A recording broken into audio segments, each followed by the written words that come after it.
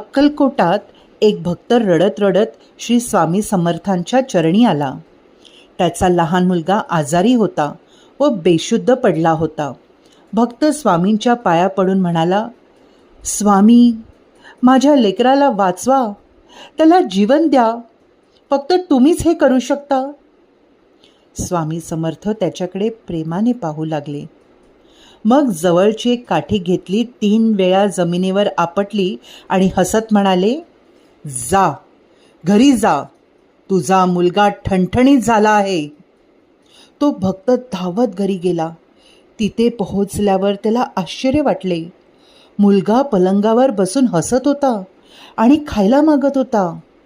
संपूर्ण कुटुंब आनंदाने डोळ्यात पाणी आणून स्वामींचे आभार मानू लागले.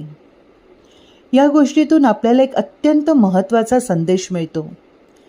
भक्ताच्या आयुष्यात कितीही संकट आली, आजारपण आलं किंवा परिस्थिती हाताबाहेर गेली, तरी जर आपण मनापासून परमेश्वरावर आणि आपल्या गुरूंवर विश्वास ठेवला तर त्याची कृपा नक्कीच मिळते. स्वामी समर्थांनी फक्त 3 वेळा जमिनीवर काठी आपटली आणि एवढ्याने आजारी मुलगा ठणठणीत झाला.